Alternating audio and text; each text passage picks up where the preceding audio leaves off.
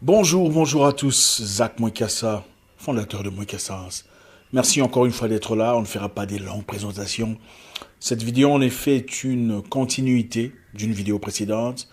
Donc si vous n'avez pas encore regardé la vidéo précédente, je vous encourage d'aller jeter un coup d'œil.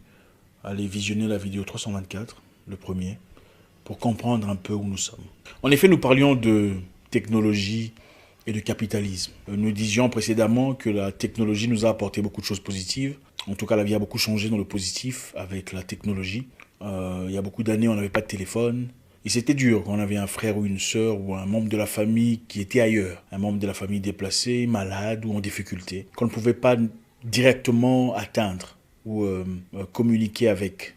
C'était très difficile. Et la communication, le téléphone portable finalement, puisqu'avant c'était cher, nous a facilité beaucoup de tâches. Aujourd'hui, vous me voyez en direct sur YouTube par votre téléphone peut-être, si pas par ordinateur, c'est à travers la technologie. Une technologie qui en 100 ans, en moins de 100 ans en tout cas, a fait beaucoup de prouesses. Et nous en sommes sincèrement reconnaissants. Mais quand on additionne une bonne chose à une autre chose, ça ne produit pas toujours des bonnes choses, malheureusement. Il faut dire que initialement, je me souviens, mon père me disait très souvent, mes chaussures, je les ai depuis 1970 ou 75. Ah oui, ça c'était à l'époque, dans les années 90. Il me disait, j'ai des belles chaussures depuis très longtemps. Et mes chaussures sont toujours... les chaussures étaient toujours frais, franchement. Pas de problème. Aujourd'hui, c'est impossible de garder une paire de chaussures pendant 2-3 ans sans qu'elles ne s'endommagent, sans qu'il n'y ait de... Vous voyez de quoi je parle. Parce que la qualité a changé. Ce n'est plus une question de fabriquer des chaussures pour habiller des gens longtemps. C'est une question de production massive de chaussures. Le capitalisme en soi aujourd'hui, son idée initiale était bonne, mais sa pratique est complètement différente de ce qu'on voulait du capitalisme. Le capitalisme aujourd'hui n'est pas ce qu'on nous dit, ce n'est pas une question de libre-échange. Parce que la libre-échange a existé depuis très longtemps, avant l'arrivée du capitalisme sur le continent africain et ailleurs. On sait tous d'où vient le capitalisme. Bref. Le capitalisme aujourd'hui est une question de production de masse.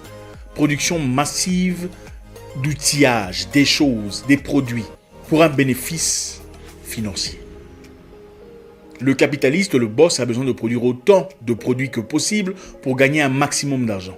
Et avec ça, essayant de dribbler ses travailleurs, ses employés, avec des salaires très minimums, très limités, juste assez pour payer la maison, payer les factures et revenir travailler. Évidemment, c'est de l'esclavage moderne.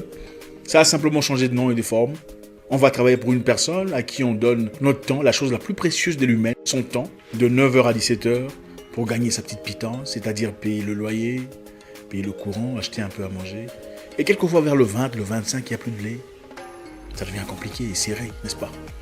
On a son petit salaire et après on recommence le cycle pendant 40 ans pour finalement avoir sa pension, si on a de pension, une pension qui perd sa valeur avec le cours de l'argent. Le capitalisme aujourd'hui, en rapport avec la technologie, nous apporte beaucoup de choses négatives, contrairement à ce que nous voulions précédemment. Comme les gens aiment la facilité, le bourgeois capitaliste sait que vous aimez la facilité, il a fabriqué Siri. Siri, l'intelligence artificielle dans votre téléphone pour faciliter la tâche. Siri, comment s'appelle l'acteur en 80, blabla. Siri vous donne le nom. Siri, qu'est-ce que 10 fois 15 fait comme résultat? Siri vous donne la réponse. Quelle est la finalité? Facilité, évidemment, rapidité, mais à quel prix? Manque d'usage cérébral. L'être humain devient de plus en plus faible mentalement parce qu'il a Siri. Il ne fournit plus aucun effort à aller à la bibliothèque. Combien de personnes peuvent dire en toute honnêteté depuis le début de l'année? Combien de personnes ont eu le courage? Combien de personnes sont parties en librairie lire un livre? Très peu.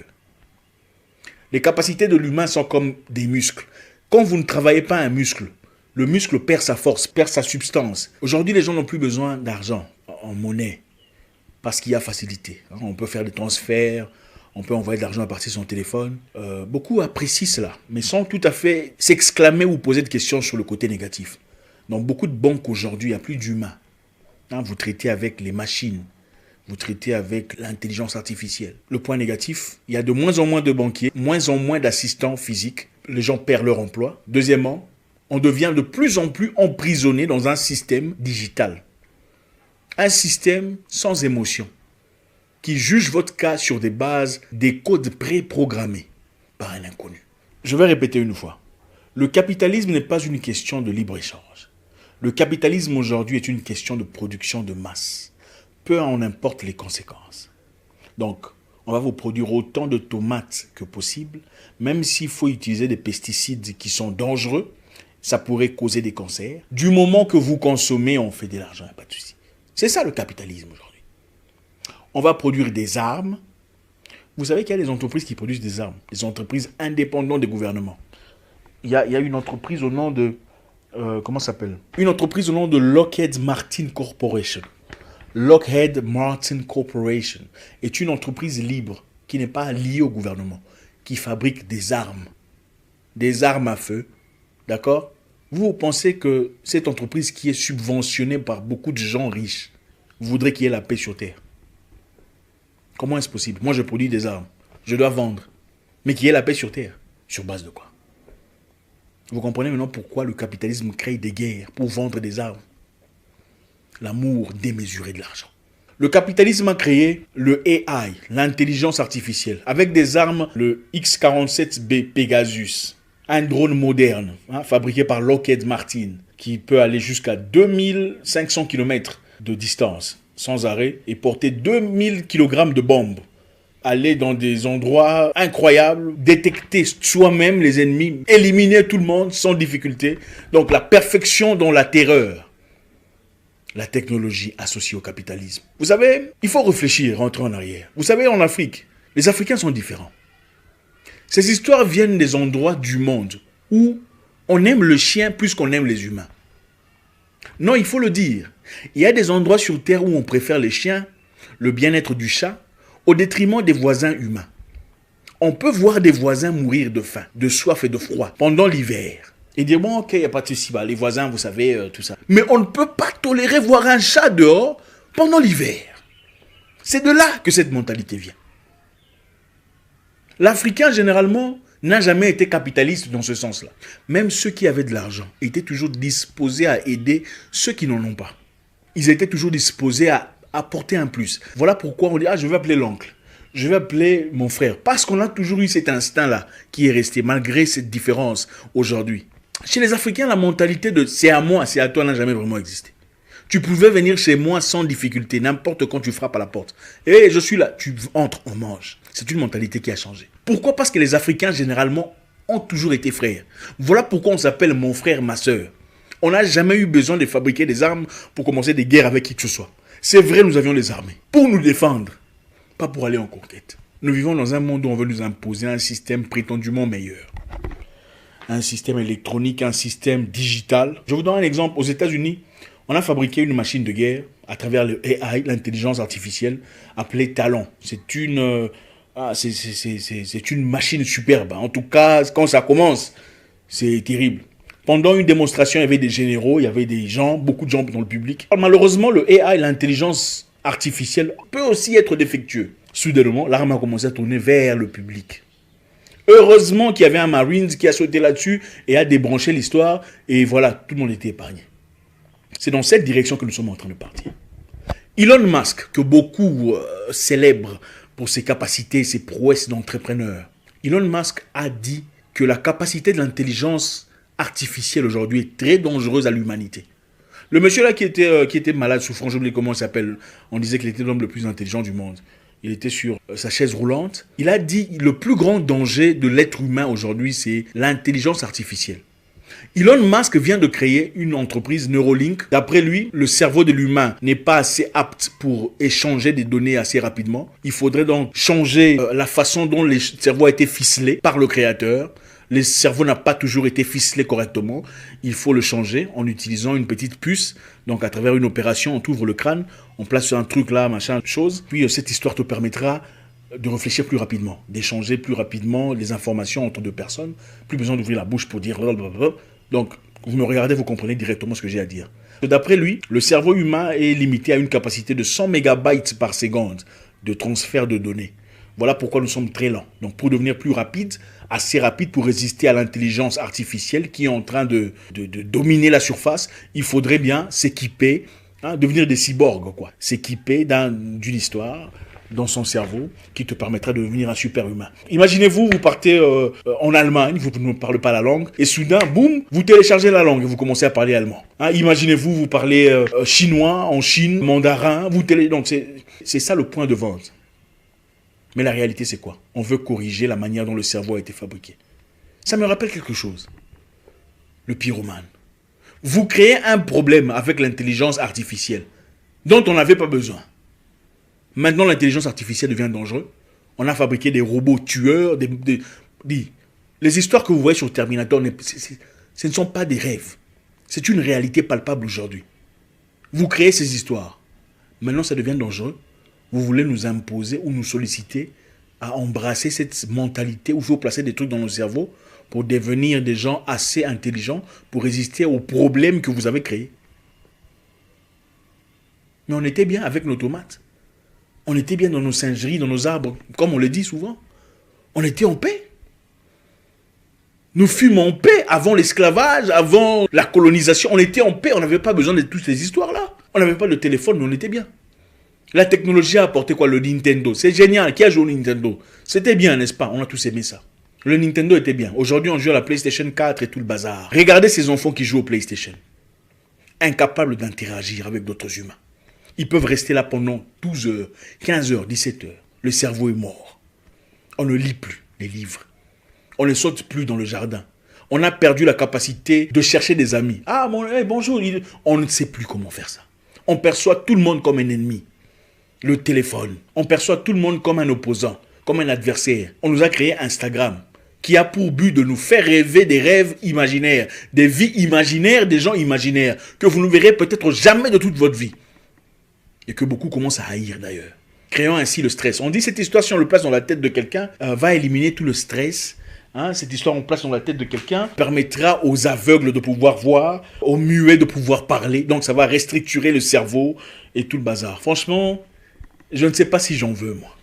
Mais bon, pour combattre ça, il faudrait créer un autre système au cas où la machine, l'intelligence artificielle perdait le contrôle et devenait émotif dans le sens où il voulait commencer à dominer sur le monde. Au moins, on a cette puce dans la tête, cette puce qui nous aidera évidemment à nous protéger. Cette puce servira de passeport, servira de carte d'identité, elle servira de carte bancaire. Je vous dis très souvent, quand on vous donne une information, allez vérifier. Ce n'est plus un rêve. Ce discours a été fait il n'y a pas 2 jours. Pendant ce moment ici, on est en train de chercher... attendez, pendant ce moment ici, les gens sont en train de... Lui, il est en train de faire des discours, de faire des conférences de presse sur base de cette histoire-là, financées par le gouvernement et d'autres investisseurs privés, à des milliers de dollars, des milliards de dollars. De l'argent assez pour finir la pauvreté, pour finir la maladie, pour éradiquer toutes ces choses. Et vous vous demandez pourquoi la Corée du Nord s'est calfeutrée, s'est mise à l'écart, s'est ostracisée du monde. Parce qu'ils ne veulent pas cette histoire chez eux. C'est ça la réalité. Le capitalisme en stéroïde a été injecté dans la technologie, dans tout ce que nous vivons aujourd'hui. On cherche le dernier modèle de tout. Est-ce qu'on en a vraiment besoin? Aujourd'hui, mes frères, je voudrais vous appeler à la sobriété mentale et à la simplicité. Votre vie n'est pas moche. C'est le rêve qui est moche. Le rêve d'une vie meilleure qui doit être nimbée de certaines choses. C'est un rêve. Je ne sais pas jusque-là qu'est-ce que je dois vous dire. Mais je pense qu'il est important pour moi de nous informer. Les informations sont là. Nous ne regardons pas au bon endroit. Nous ne regardons pas au bon endroit. Nous visionnons des choses qui n'ont peut-être pas beaucoup d'importance. La Tanzanie était là. On a insulté le président. On l'a traité de tout le nom. Hey, il va faire tuer les gens. Ils n'ont pas fait votre histoire là, hein? Ils n'ont pas fait, vous avez compris. Ils n'ont pas fait l'histoire là que vous faites là. Ils étaient en train de... donc, si tu veux, donc les gens... c'était comme ça. Mais est-ce qu'il y a des gens qui sont là-bas? Non. S'il y a des gens qui devraient... C'est là-bas, non? C'est là-bas qu'il devrait y avoir des gens Enfin, attendez. Vous avez dit qu'il était fou. Mais ils sont bien, ils ont célébré, ils ont fait une fête. Une grandiose fête dans le stade national où il y avait des milliers de personnes. Je vais vous dire une chose pour finir. Il y a longtemps, j'ai lu un livre où on a expliqué comment l'être humain a commencé à faire des choses. On a dit, les anges déchus, quand ils sont descendus de là où ils étaient, ça c'est pour les croyants, venant sur terre, ils ont voulu corrompre l'être humain. Et en voulant corrompre l'être humain, ce n'est pas dans les chrétiens et les autres. Je sais que très souvent, quand vous racontez des histoires comme ça, vous commencez à penser à la sorcellerie. Il n'y a pas de sorcellerie. Des légendes et tout le bazar. On a dit qu'un ange déchu, au nom d'Azazel, a appris à l'humain comment faire usage d'armes, comment tuer. Azazel a appris à l'humain. Un démon a appris à l'humain comment on tue l'humain. Ce n'est pas le créateur qui a appris à l'humain comment faire ça. Attendez, vous pensez que l'humain l'a imaginé ça? Non. On disait Azazel a appris à l'humain comment on utilise une arme pour tuer quelqu'un. Et c'est lui qui a appris à la femme l'utilisation de la sorcellerie, des charmes, de la magie. Et on dit que c'est Azazel qui continue à inspirer l'être humain à la création des armes à feu. Vous pensez que le créateur va inspirer l'être humain à la création d'un truc qui va tuer un autre? Attendez, réfléchissons un peu. Que l'histoire soit vraie ou fausse, ne sommes-nous pas dirigés par des gens qui sont inspirés par quelque chose vers une perdition totale? Réfléchissons. Merci de votre attention. Toujours un réel plaisir. Laissez un commentaire, vous savez comment ça se passe. J'espère vous parler très bientôt dans une nouvelle vidéo. Mon nom est Zach Mouikassa, le guerrier noir. Votre frère.